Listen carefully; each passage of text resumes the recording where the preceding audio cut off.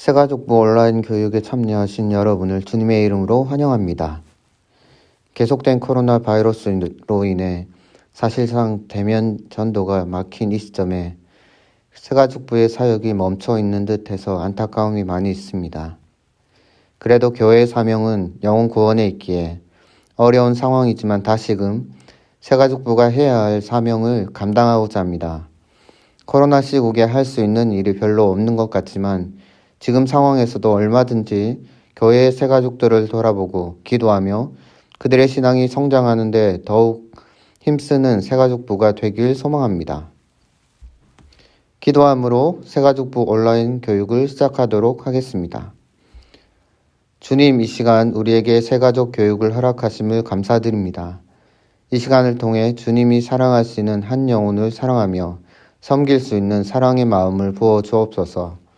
코로나로 인해 전도의 문이 막히고 예배가 어려운 가운데 새가족부의 활동도 제한적일 수밖에 없어 안타까움이 있습니다. 그러나 이럴 때일수록 더욱 기도하고 새가족들을 섬기는 일에 소홀하지 않도록 우리의 마음을 붙들어 주시고 참 소망 되신 예수님 안에서 기쁨으로 사명을 감당할 수 있도록 도와주옵소서. 교회에 나오지 못하는 새가족들의 마음을 살피셔서 그들의 믿음이 약해지지 않도록 하시고 항상 주님의 은혜 속에 살아갈 수 있도록 인도해 주옵소서. 오늘 새가족 교육을 통해 우리의 마음이 새로워지며 더욱 주님 주신 사명을 잘 감당할 수 있도록 인도하옵소서. 예수님의 이름으로 기도드립니다. 아멘. 찬송가 320장 찬송하시겠습니다.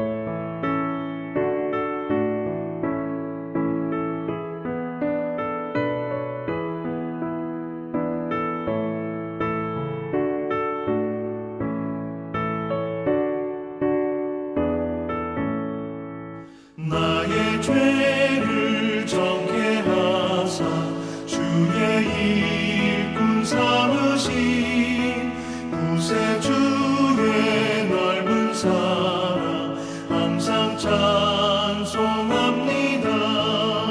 나를 일꾼 삼으신 주 그 능력 주시고 언제든지 주 뜻대로 사용하여 주소서.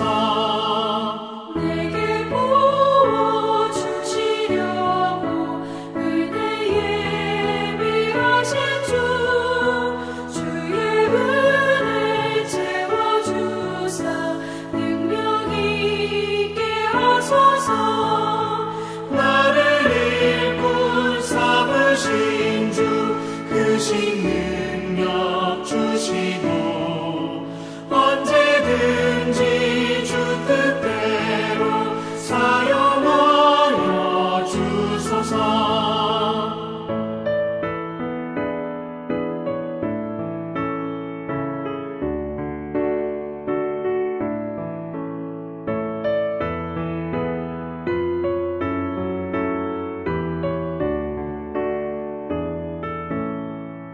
죄의 짐을 풀어주신 주의 능력 크도다.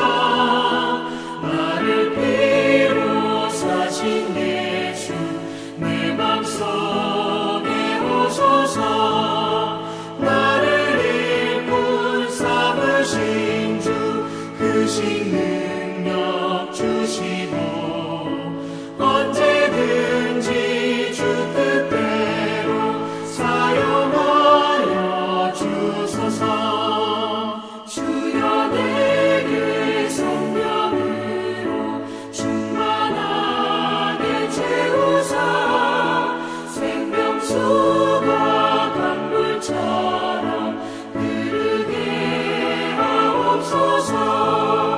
나를 일꾼 삼으신 주 그 능력 주시고 언제든지 주 뜻대로 사용하여 주소서.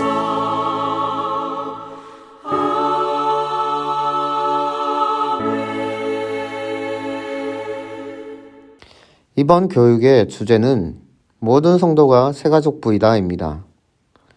한 청년이 오랜 기간 망설이다가 교회에 나오게 되었습니다. 그는 인생을 사는 게 참 힘겹고 덧없다는 생각이 들었습니다. 그래서 언젠가는 꼭 종교를 가져야겠다고 마음먹고 일단 교회도 가보고 절에도 가보고 여러 가지 경험을 해보기로 결단했습니다. 하지만 언제까지 미룰 수는 없었습니다. 참 진리가 무엇인지 인생의 종교를 찾아봐야겠다고 생각한 그는 절보다는 찾아가기 쉬운 교회를 먼저 방문하게 되었습니다. 모든 것이 낯설었지만 나쁘지는 않았습니다. 예배가 생각보다 감동이 있었고 설교 말씀을 들으면서도 깨달은 점이 많았습니다. 처음 드리는 예배에서 청년은 무엇보다 감동했던 점은 옆자리에 앉은 한 집사님의 거룩한 모습이었습니다. 그녀는 예배 시간 내내 눈물을 흘리면서 연신 감사하다는 혼잣말을 반복했습니다. 청년은 집사님이 부러웠습니다. 인생을 살면서 그런 깨달음과 감동을 매주 느낄 수 있다면 정말 좋겠다고 생각했습니다. 청년은 첫 출발이 참 좋았던 것에 감사했습니다. 어떤 종교를 가질지 아직 마음을 정한 건 아니었지만 교회를 통해 좋은 점을 발견해서 기뻐했습니다. 그래서 한 달은 더 다녀보기로 결심했습니다. 예배가 마치자 사람들은 찬양 반주 소리를 들으면서 각자 조용히 기도를 드렸습니다. 청년은 언제 눈을 떠야 하는지 몰라서 일단 사람들이 아멘 하고 일어나면 그때 눈을 뜨고 일어나야겠다고 생각했습니다. 그런데 반주 소리가 작아지자 은혜에 빠져있던 옆자리의 집사님이 갑자기 소란스럽게 짐을 챙기기 시작하더니 청년을 황급히 몸으로 밀치고 나갔습니다. 청년은 뒤통수를 얻어맞은 것처럼 멍해졌습니다. 아니 방금 그 거룩하고 신실해 보였던 모습은 어디로 간 거지? 예배당에서 나온 청년은 주차장에서 차를 몰고 나가며 앞에 빼곡히 서 있는 차들이 빠지길 기다리고 있었습니다. 그런데 그때 갑자기 한쪽 편에서 어떤 차가 무례하게 끼어들면서 빵빵거리기 시작했습니다. 그 차는 먼저 가지 못해 안달이 난 듯 깜빡이도 켜지 않은 채 다른 차들의 순환까지 방해했습니다.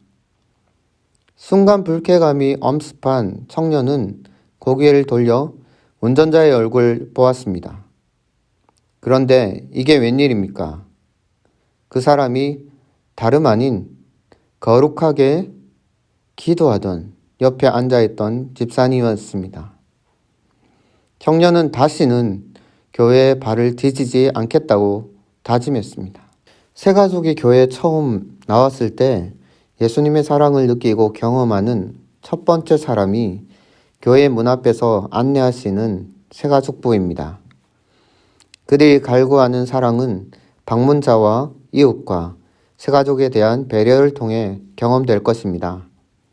그래서 주차장부터 교회 입구, 안내위원 등은 물론 교회 로비, 엘리베이터에서부터 방문자에 대한 세심한 배려가 있어야 합니다. 새신자 정착 사역은 무엇보다도 사람들에게 환영받는 분위기를 만들어주는 것부터 시작되어야 합니다. 그러나 세가족의 일거수일투족을 세가족부 봉사자가 다 쫓아다니며 섬길 수는 없습니다. 어디에서 누구를 마주칠지 모르는 상황인 것입니다. 그러므로 모든 성도가 세가족이라는 이름 앞에 배려와 사랑의 마음을 가져야 합니다. 세가족은 교회가 낯설고 어려운 두려움을 가진 첫 방문자들입니다. 그들에게는 사람들의 무관심한 표정마저도 적대적으로 느껴질 수 있습니다. 따라서 모든 성도가 함께 세가족을 따뜻한 마음으로 맞이할 때 세가족은 교회에 대해 편안함을 느낄 수 있을 것입니다. 세가족 사역을 이야기할 때 가장 먼저 알아야 하는 것은 세가족이 누구인가를 이해하는 것입니다. 세가족 중에는 처음으로 교회에 나오는 불신자, 그리고 이전 교회에 정착하지 못해 방황하다가 온 수평이동 교인도 있습니다. 15개 교회의 50명의 세가족들을 대상으로 세 가지 질문을 했습니다. 그 질문에 의하면 첫 번째로 현재 다니는 교회에 정착하게 된 가장 큰 이유가 무엇입니까? 이 질문에 여러 가지 답변을 하고 있습니다. 그 첫 번째가 목사님의 설교가 좋아서라는 것입니다. 그리고 두 번째는 가족, 친척, 친구들이 있어서 왔다는 것입니다. 그리고 세 번째는 교회 분위기가 화기애애하고 좋아서 정착하게 되었다고 합니다. 네 번째는 소그룹 모임이 좋아서 정착하게 되었답니다. 다섯 번째는 교회에 봉사하는 직분을 맡게 되어서 정착하게 되었다고 합니다.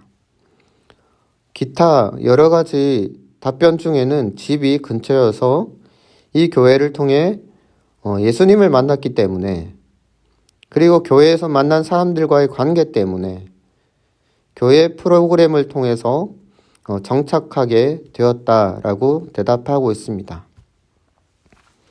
이 설문에 보면 대부분의 새가족이 처음 교회에 나온 사람들이 아니라 다른 교회에서 이동한 수평 교인이라는 사실을 알 수 있습니다. 새가족이 목사님의 말씀을 듣고 이해하기란 좀처럼 쉽지 않은데, 목사님의 설교가 좋아서 정착하게 되었다는 것은 이미 말씀에 대한 내용을 잘 알고 있다는 것을 이야기하고 있습니다. 그렇다 해도 가족이나 친척들, 그리고 교회 분위기가 좋아서 정착한 사례의 비중도 높게 나왔음을 알 수 있습니다. 이것은 새가족 정착에서 기존 성도들과의 관계가 얼마나 중요한지를 잘 말해주고 있는 것입니다. 두 번째 질문으로 교회에 정착하기 어려운 점이 있다면 무엇입니까? 라는 질문에 여러 가지 답변을 하고 있습니다. 그 첫 번째는 기존 성도들과의 인간관계가 어색하고 낯설었다, 이렇게 이야기합니다. 기존 성도들이 처음 교회에 나오는 사람들을 바라보면서 관심과 배려를 잘 하지 않는다는 것입니다. 두 번째는 예배와 설교에 적응하기 어려웠다, 이렇게 얘기합니다. 처음 교회에 나온 사람들은 당연히 예배를 드린 적이 없고 설교를 들은 적이 없고 말씀에 대한 지식이 없기 때문에 예배라는 경직된 분위기와 어려운 설교에 적응하기가 쉽지 않습니다. 세 번째는 예배 시간이 너무 길어서 시간을 많이 뺏겨서 정착하기 어려웠다, 이렇게 얘기합니다. 네 번째는 잘 믿어지지 않는다, 이렇게 얘기합니다. 너무 당연한 이야기입니다. 믿음은 하나님의 선물이기 때문에 처음 교회에 나왔다고 해서 금방 믿어진다는 것은 불가능한 일이기 때문입니다. 기타 답변으로는 소속감을 느끼지 못했다. 기독교의 언어에 익숙하지 않았다. 참여를 강요하는 분위기가 싫었다. 교통이 너무 불편했다. 이런 답변을 하고 있습니다. 이 질문의 답변들을 보면 알 수 있듯이 교회에서 새가족을 정착시키기 위해서 여러 가지 진통을 겪고 있는 것처럼 처음 교회에 나오는 새가족들도 교회에 정착하기 위해 여러 가지 어려움을 겪고 있습니다. 만약 교회에서 새가족들이 교회에 정착하는 이런 어려움을 해소시켜 줄 수 있다면 교회 또한 새가족을 교회에 정착시키는 과정에서 생기는 진통이 줄어들 것입니다. 교회는 먼저 새가족을 맞을 준비를 해야 합니다. 단순히 새가족을 데리고 오는 것에만 집중한다면 새가족에 대한 기존 신자들의 배려나 관심을 기대할 수 없기 때문에 새가족들이 교회에 온다 해도 다시 떠나가게 될 것입니다. 새가족이 여러 이유 때문에 교회를 선택했다고 할지라도 그 교회에 정착하는 것은 교회에 스며드는 것, 즉 교회 교제권 안에 들어가 관계성을 가지게 될 때 가능해집니다. 만약 그러한 기반이 없을 경우에는 새가족들이 정착하는 데 어려움을 느끼게 될 것입니다. 세 번째 질문으로 교회에 바라는 점이 있다면 무엇입니까? 라는 질문에 여러 가지 대답을 하고 있습니다. 그 첫 번째 대답이 바른 신앙생활에 대한 갈망입니다. 그리고 두 번째는 사랑이 가득한 성도 간의 모임과 교제를 필요로 했습니다. 세 번째는 섬김과 실천이 있는 교회를 바라고 있습니다. 네 번째는 새가족들에 대한 환영과 배려, 관심을 바라고 있습니다. 다섯 번째는 강제적이지 않은 신앙생활을 요구하고 있습니다. 기타 답변으로는 위로받을 수 있는 안식처였으면 좋겠다. 교육기관에 지도자가 있었으면 좋겠다. 조금 더 재미있는 교회 분위기였으면 좋겠다. 새가족을 배려하는 예배가 드려졌으면 좋겠다. 이런 답변을 하고 있습니다. 이러한 대부분의 답변이 교회에 대한 호기심입니다. 새가족은 교회의 모든 것이 낯섭니다. 교회에서 만나는 기존 신자에서부터 하나님께 드리는 예배, 이 모든 것이 교회에 대한 대부분의 것에 익숙하지 않기 때문입니다. 그래서 교회에 정착하는 새가족들은 기존 신자처럼 교회에 익숙해지고 싶어 합니다. 따라서 교회가 기독교적 양육과 성도 간의 교제에 대한 요소들을 준비한다면 새가족들이 교회에 정착할 가능성은 높아질 것입니다. 새가족들이 처음 교회에 가는 이유는 그곳에 특별한 무엇인가가 있다는 기대 때문입니다. 다양한 이유 때문에 교회에 왔지만 그들 대부분은 관계의 문제로 인해 많은 어려움을 겪고 있습니다. 따라서 새가족부의 바나바들이 나서서 먼저 그들이 교회에 잘 정착할 수 있도록 돕고 성도들과 연결시켜 주어야 합니다.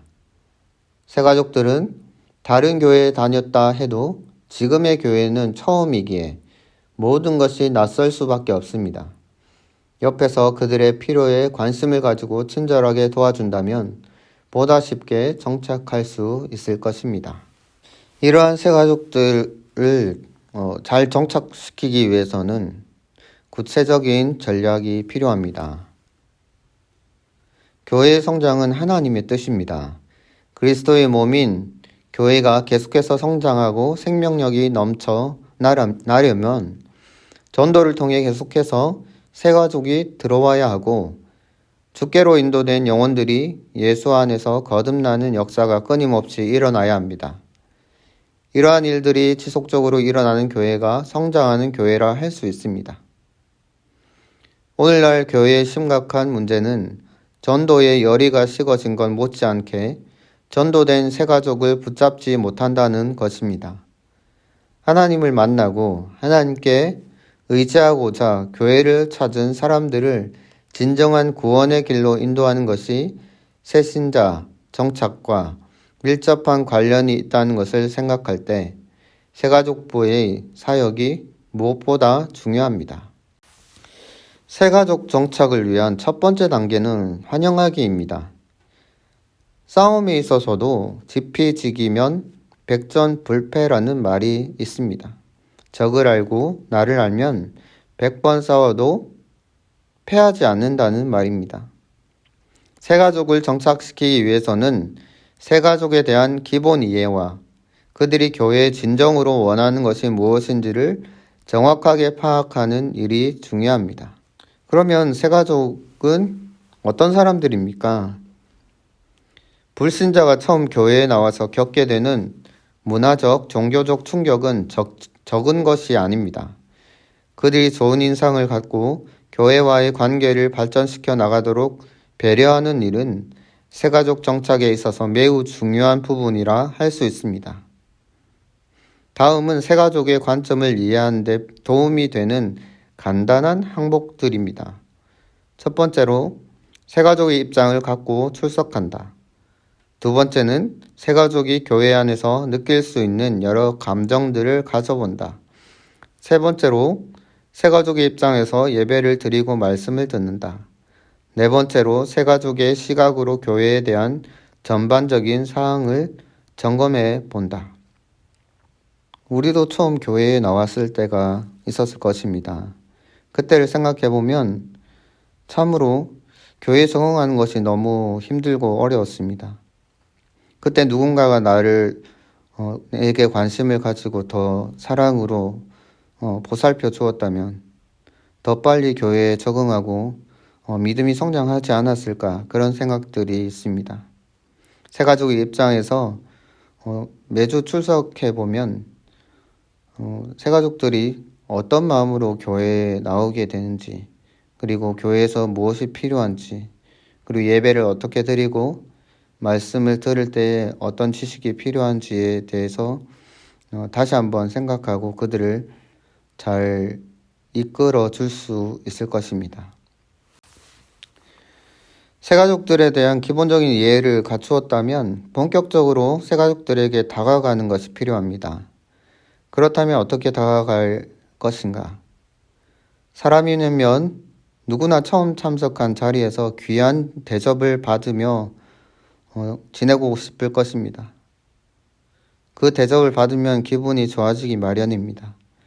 두고두고 그때, 그 자리, 그 경험을 잊지 못할 것입니다. 이러한 기분이 드는 것은 교회를 처음 방문하는 새가족도 마찬가지일 것입니다. 새가족들은 이왕이면 자신을 VIP로 모시는 교회에 마음을 둡니다. 이러한 이유로 새가족 환영을 통해 어색함을 허물고 편안함을 느끼게 하는 것이 중요합니다. 또 잘 준비된 새가족 환영은 신자들로 하여금 교회의 깊은 매력을 느끼도록 만듭니다. 실제적으로 새가족의 매력을 느끼는 교회에 4가지 유형이 있습니다. 그 첫 번째는 편안함이 느껴지는 교회입니다. 교회에 처음 왔을 때 느껴지는 큰 어려움은 바로 어색함입니다. 그 어색함의 벽을 허물기 위해서 가장 필요한 것은 관심과 배려입니다. 새가족들을 공동체의 일원으로 받아들이고 참여시키고 관심을 가질 때 새가족은 마음의 문을 열기 시작합니다. 처음 교회에 올 때에 혼자서 오는 사람은 극히 드뭅니다.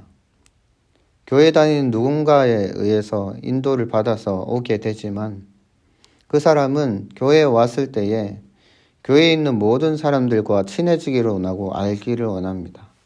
그런데 막상 교회의 문을 들어서게 되면 아무도 그 사람을 쳐다보거나 질문을 하거나 관심을 표현하는 사람들이 없을 때에 굉장히 어색하고 교회가 굉장히 멀게 느껴지게 될 것입니다. 그런데 그때 누군가가 찾아와서 안녕하세요. 무엇을 도와드릴까요?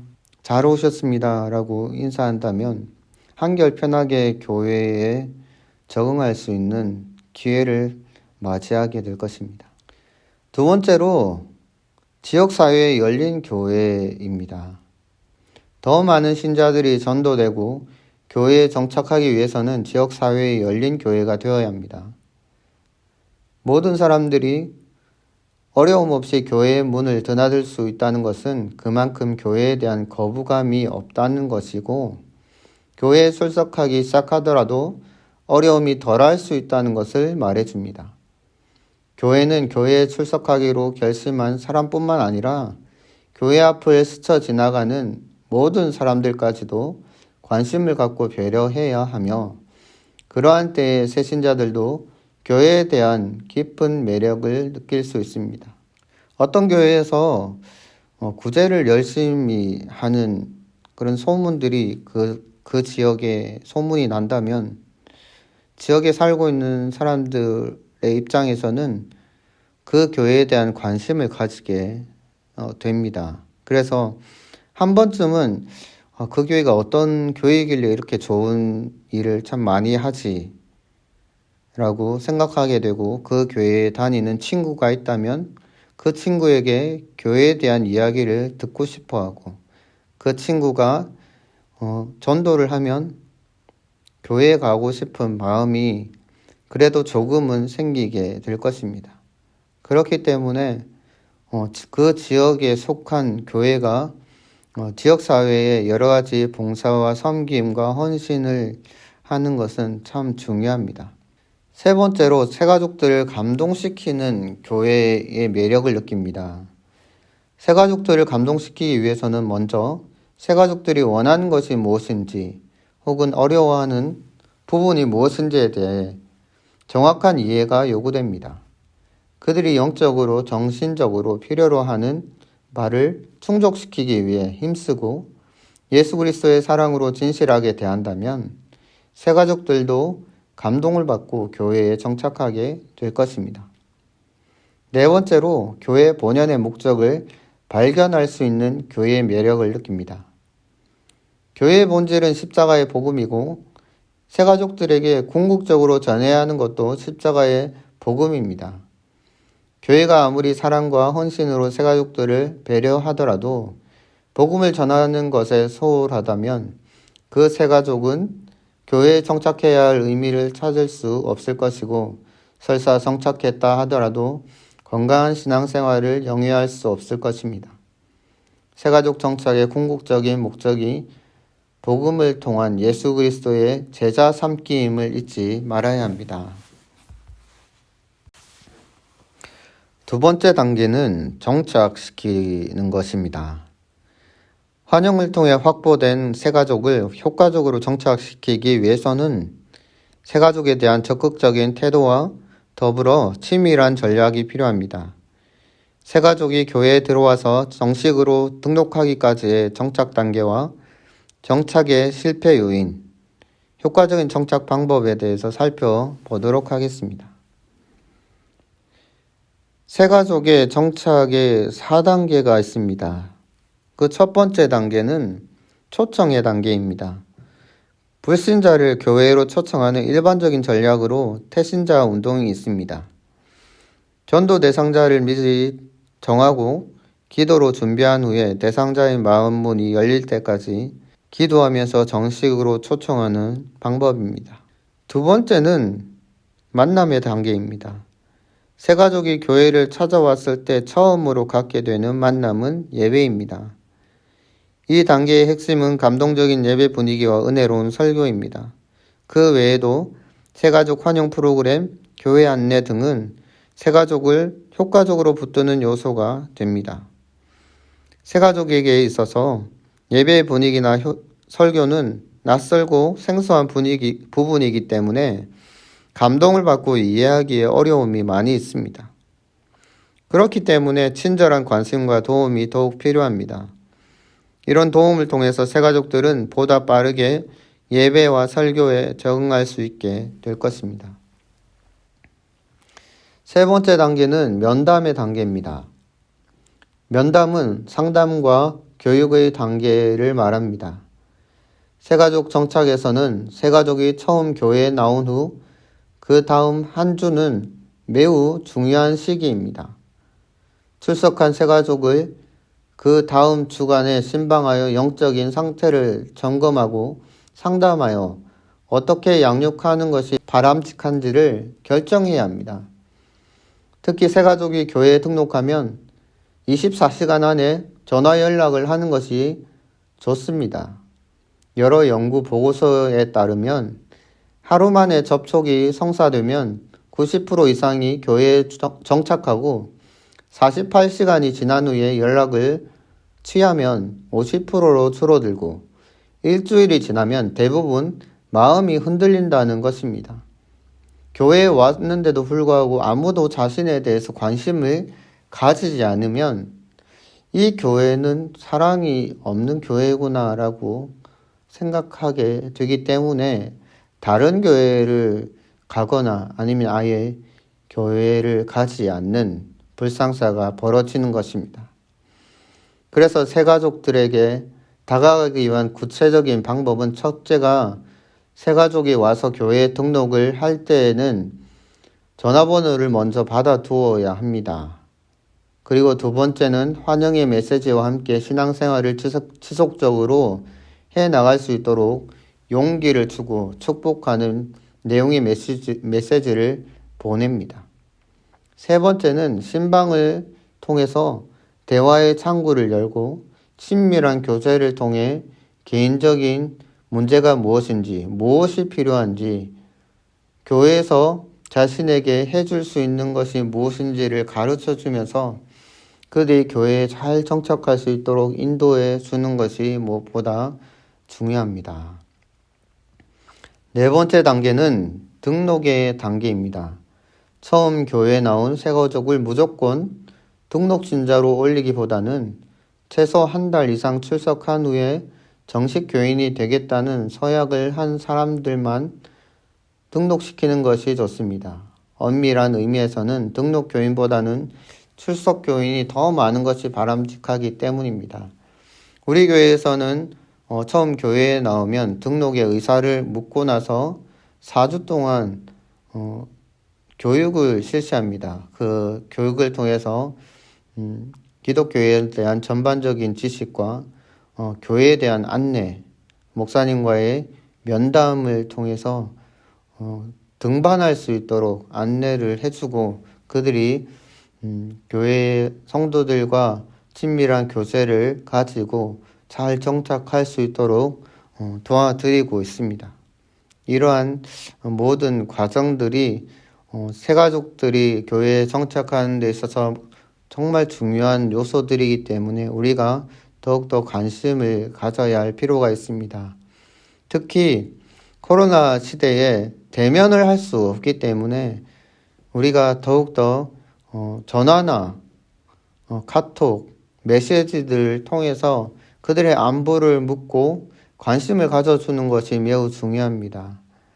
이런 상황들 속에서 교회에 나오는 것이 굉장히 어렵기 때문에 교회에 처음 나와서 예배를 드렸던 이 사람들이 코로나 때문에 교회에 나오지 못하고 유튜브를 통해서 온라인으로 예배를 드리는 것이 굉장히 어렵고 그것을 통해서 그들의 신앙을 유지하는 것이 굉장히 어렵습니다. 그래서 새가족부에서 담당하시는 분들이 새가족들에게 전화를 통해서 안부를 묻고 이번 주에 말씀을 함께 나누면서 은혜를 함께 나누고 그리고 개인적인 관심사나 또 고민들을 함께 나누면서 함께 기도해주고 관심을 가져주면 그들도 교회가 자신을 향하여서 관심을 가지고 기도해주고 염려, 걱정 함께 걱정해주는 것을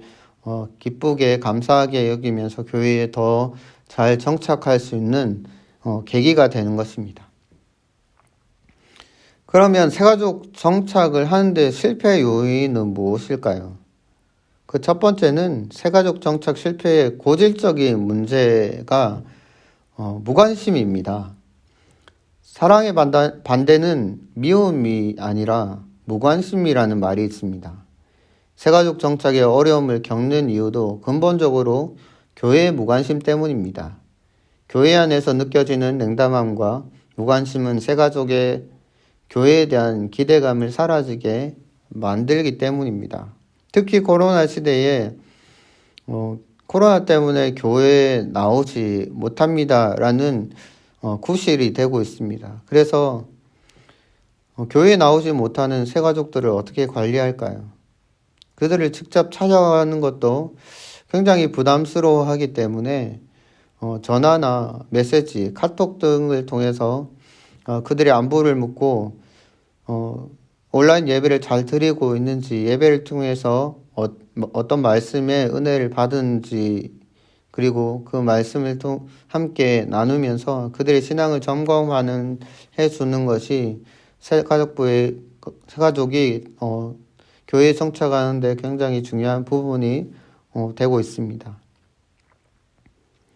두 번째로 새가족 입장에서 볼 때 기존의 예배와 설교가 어렵게 느껴집니다. 새가족은 기본적으로 예배 분위기에 익숙하지 않습니다. 그러므로 새가족을 환영하는 교회라면 예배 분위기나 설교 메시지에서 새가족을 위한 배려를 느낄 수 있도록 해야 합니다. 더 나아가서 새가족부에서 예배 도우미로 나서서 관심을 가지고 필요를 채워주고 설교에 이해되지 않는 부분들이 없는지 묻고 함께 은혜를 나누면 보다 빨리 적응할 수 있을 것입니다. 세 번째로 새가족 양육을 통한 교인들의 헌신이 없기 때문에 어려워합니다. 양육은 헌신이 없으면 불가능합니다. 많은 시간과 노력을 투자하며 영원한 것에 가치를 두고 헌신하고 희생하려는 마음이 필요합니다. 이것이 그리스도의 마음입니다.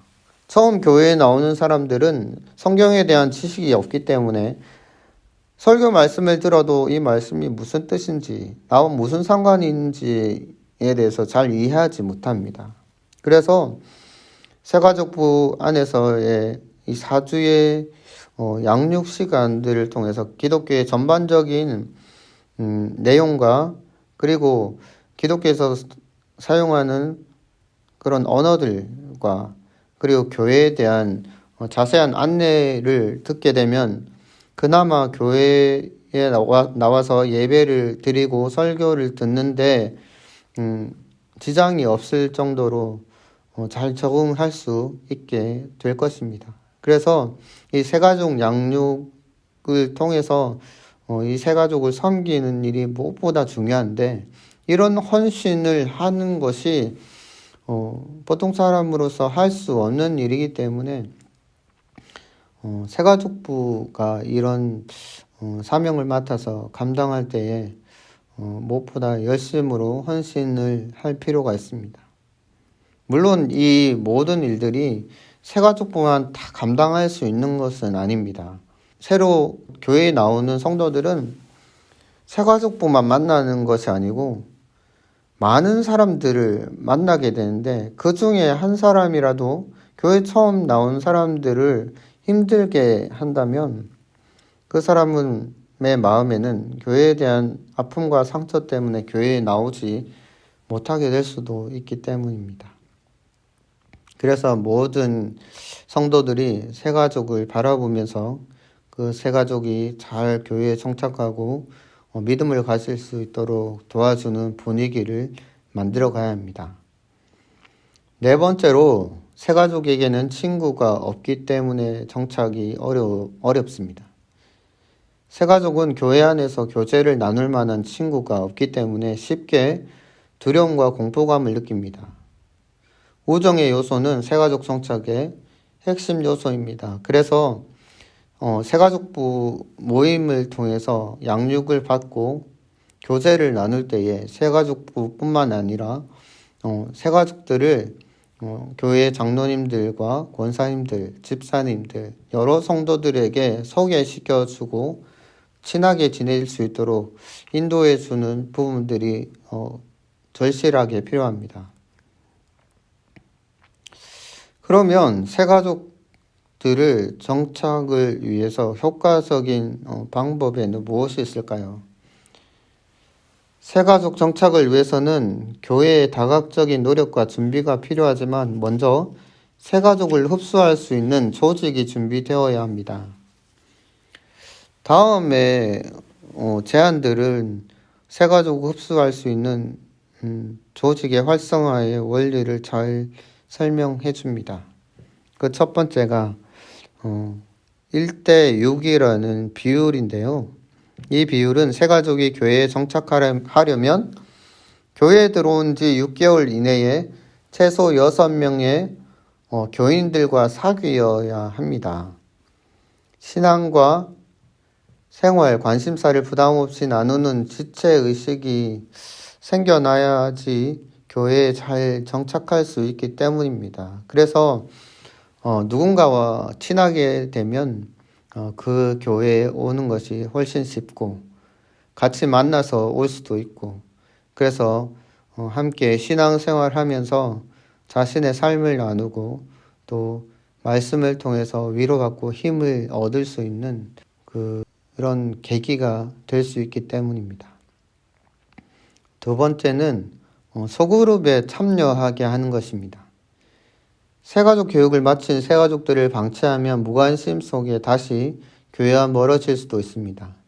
그렇기 때문에 새가족 교육을 마침과 동시에 교회의 구역장과 연결하여 구역원들과 함께 구역 모임을 가지고 친밀한 교제와 예배를 통해 삶을 나누면 보다 빠른 교회의 지체됨을 경험하게 되는 것입니다. 세 번째는 봉사부서를 연결해 주는 것입니다. 어느 정도 새가족이 교회에 적응을 하면 이제 교회에 보다 소속감을 가지고 헌신 봉사할 수 있는 길을 열어주어야 합니다. 구역에서 하는 교회 봉사에 참여하기도 하고 은사에 따라 교회에서 할 수 있는 봉사부서를 연결해주면 교회의 소속감을 가지게 되고 보다 믿음이 성장하는 계기가 되기 때문입니다. 세 번째 단계는 양육을 하는 것입니다. 새가족이 단순히 교회에 출석하는 단계에서 벗어나서 복음을 받아들임으로써 그리스도의 제자로 성장할 수 있도록 돕는 단계가 양육의 단계입니다. 이 단계에서 대부분의 새가족들이 교회에 등록하여 정착한 교인이 되는데 성경에서는 이를 지체라고 표현합니다. 그리스도의 몸을 이루는 지체는 주님을 영접하고 세례를 받아 교회에 책임 있는 구성원이 된 성도를 뜻합니다. 교회 공동체의 진정한 지체가 되기 위해 필요한 양육의 원리와 내용에 대해 살펴보겠습니다. 그 첫 번째로 새가족 양육의 원리는 새가족은 교회 안에서 관심의 대상이라는 것입니다. 한 아기가 태어나면 그때부터 온 가족의 관심은 그 아기에게로 몰립니다. 마찬가지로 교회는 이제 막 신앙생활을 시작한 새가족을 관심과 사랑의 눈으로 바라봐야 하며 새가족도 그 감정을 피부로 느낄 수 있어야 합니다. 이를 위해서는 새가족과 기존 신자 사이에 보이지 않는 벽을 허물고 기존 신자가 사명감으로 새가족을 사랑으로 양육할 수 있는 가치관 정립 및 준비된 조직과 체계가 필요합니다. 두 번째는 실제적인 교육이 필요합니다. 새가족 양육을 위해 일반적으로 매주 한 차례씩 4에서 6주의 교육을 갖는 것이 바람직합니다. 교육 내용이 기본적인 성경 지식과 신앙생활의 안내, 교회 활동에 필요한 정보와 같이 실제적이면서도 구체적인 것일 때 새신자들로부터 호응을 얻습니다. 또한 교육의 기간을 거침으로써 새가족도 교회의 한 지체로서 자부심을 갖고 열심히 있는 신앙생활을 할 수 있는 동기가 될 수 있습니다. 세 번째로 새가족들을 위해 중보기도를 하는 것입니다. 새가족은 교육의 대상이면서 동시에 기도의 대상입니다. 그러므로 새가족 양육자는 교회의 중보기도를 요청하고 사역자들과 연합하여 적어도 3개월 이상 새가족을 위해 집중적으로 기도해 주는 것이 필요합니다. 새가족이 교회에 정착할 때에 정착을 방해하는 여러 가지 문제들이 발생할 수 있습니다. 그 가운데서 새가족이 실족하거나 어려움 당하지 않도록 하나님의 도우심을 구하는 것입니다. 즉 새가족의 기도 방패가 되는 것입니다. 두 번째로 새가족 양육과 훈련의 내용입니다. 새가족 양육에서는 무엇을 훈련해야 합니까? 새가족이 그리스도인으로서 생명력 있는 삶을 살려면 그리스도의 생명체인 교회에 소속되어 지속적인 양육과 돌봄을 통해 자라야 합니다. 새가족 양육 담당자들은 새가족이 영적인 어린아이 수준을 넘어서 교회에 책임 있는 구성원으로서 그리스도의 장성한 분량에 이르기까지 이끌어 주어야 합니다. 새가족 양육과 훈련의 내용이 무엇일까요? 이 첫 번째가 구원의 확신입니다. 신앙생활에 있어서 무엇보다 중요한 것은 자신의 그리스도 안에서 거듭나고 구원받았다는 확신을 갖는 것입니다. 구원의 확신이 없는 신앙생활은 모래 위에 성을 쌓는 것과 다름이 없습니다. 믿음 생활과 교회 생활의 출발은 구원의 확신에서부터 시작되기 때문입니다. 둘째로 믿음에 관한 것입니다. 기독교는 믿음을 터전으로 삼고 있습니다. 믿음은 구원의 확신을 지속시키는 원동력입니다. 로마서 10장 17절에 믿음은 들음에서 나고 들음은 그리스도의 말씀으로 말미암는다고 성경은 이야기합니다. 믿음을 가지려면 그리스도를 중심에 모시고 말씀과 기도, 교제와 증거의 삶을 살아야 합니다. 세 번째로 성령의 열매를 맺어야 합니다. 교인이 된다고 해서 그 사람이 하루아침에 성자가 되는 것은 아닙니다. 지속적으로 그리스도인다운 삶과 기독교적 윤리의식에 대해 말씀으로 그리고 행동으로 가르쳐야 합니다. 세상에서 빛과 소금의 역할을 하며 살도록 이끌어 주어야 합니다. 네 번째로 섬김의 실천이 있어야 합니다. 신앙은 지식으로만 자라지 않습니다. 직접 몸으로 교회를 섬기고 이웃에게 봉사할 때 균형 있는 성장이 이루어집니다. 주 안에서의 성공은 섬김으로 나타나야 합니다. 또한 봉사는 영적 재생산을 포함합니다. 재생산하는 교인이 살아있는 교인이요, 재생산하는 교회가 성장하는 교회입니다. 초신자를 제대로 양육하는 일은 훌륭한 전도자를 키우는 것과 같습니다. 이처럼 새가족을 정착시키고 성장하도록 돕는 일은 교회에 있어서 가장 중요한 일이라고 할 수 있습니다. 그렇기 때문에 새가족부가 가장 앞에서 이 새가족들을 돌보고 섬기고 기도하고 양육하는 일을 열심으로 해야 하고, 이 모든 일에 새가족들 뿐만 아니라 온 교회 성도들이 관심을 가지고 지켜보며, 또한 새가족들이 올 때에 함께 관심 가지고 그들을 위로하고 섬기며 격려할 때에 새가족들이 더 빨리 교회에 적응하고 믿음이 성장할 수 있게 될 것입니다. 수고하셨습니다. 집안에 한 아이가 태어날 때 그 아이에게 온 신경이 집중하는 것처럼 교회에 새가족이 올 때에 그 한 사람이 건강하게 잘 자라도록 섬기는 것이 마땅한 것입니다.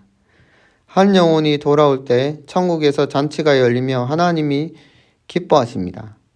코로나 상황 속에서도 마땅히 우리가 해야 할 일을 찾고 새가족을 섬김으로 주님 앞에서 그들을 세우는 일은 계속되어야 합니다. 우리의 섬김과 헌신을 하나님께서 기뻐하시며 우리에게 풍성한 은혜와 복으로 내려주실 줄 믿습니다. 주기도문으로 이 모든 강의를 마치겠습니다. 하늘에 계신 우리 아버지여, 이름이 거룩히 여김을 받으시오며 나라의 임하옵시며 뜻이 하늘에서 이루어진 것 같이 땅에서도 이루어지이다. 오늘날 우리에게 일용할 양식을 주옵시고 우리가 우리에게 죄 지은 자를 사하여 준 것 같이 우리의 죄를 사하여 주옵시고 우리를 시험에 들게 하지 마옵시고 다만 악에서 구하옵소서. 대개 나라와 권세와 영광이 아버지께 영원히 있사옵나이다. 아멘.